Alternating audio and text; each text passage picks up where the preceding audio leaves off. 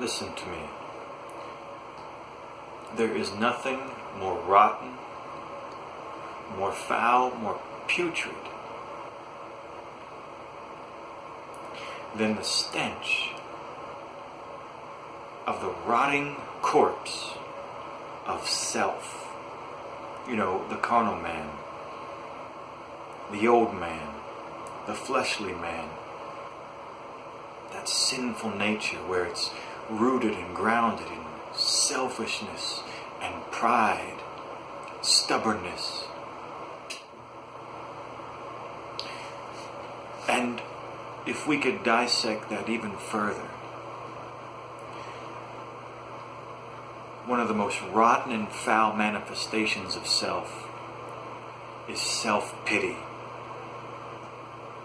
And then, of course, it all comes back to self-love, the love of self. It's what happens when a person is seeking to save his own life, his own carnal, earthly life, which Jesus said we must lay down, which we must crucify, which we must forsake and abandon. Oh, one of the most stinkiest, foul, wretched things is self-pity. And we see no greater example in the scriptures than that of Cain, the first child of Adam and Eve.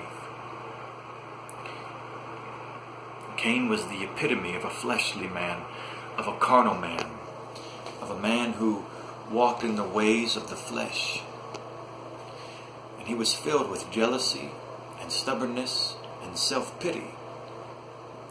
And that is made manifest by the conversation that he had with Abel, that God himself had with Cain.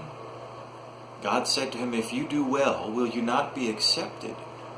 But if you do not do well, sin lies at the door, and its desire is for you. But you should rule over it. You are supposed to have it under your feet, not the other way around. But Cain did not heed the correction or the instruction of the Lord, but instead he grew worse in his bitterness and in his anger and in his jealousy towards his brother, Abel. And we all know what happened. And after he did the deed, he wanted to play stupid with God and wanted to play the blame game, and say to God, am I my brother's keeper?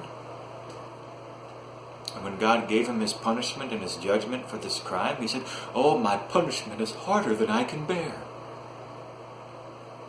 Cain was wallowing in self-pity.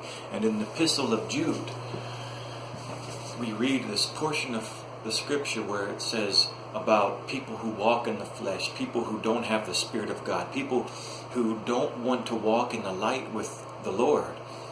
Jude says, woe to them, for they have gone in the way of Cain, run greedily in the error of Balaam for profit, and perished in the rebellion of Korah. Now, what do all these three incidents and these people have in common? They all were serving themselves. Number one, Cain was a fleshly man, did not receive correction from the Lord, stubborn and full of self-pity. Balaam knew the truth, but refused to walk in it. He sold himself out for earthly things. It was more important to him the things of man, the things of this world, than the things of God. And Korah, someone who rebelled against God's authority and tried to cause an uprising, tried to cause a schism, a division. And God caused the earth to open up and swallow Korah and all those who went his way and wanted to follow him and take sides with him. And so this type of person is filled with this fleshly man, the nature of the fallen man. He's filled with self-pity.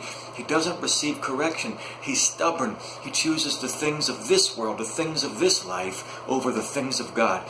He's loyal to himself and his carnal ways above everything else. And not only that, he rebels against God's authority. He rebels against God's way. because he is himself lawless.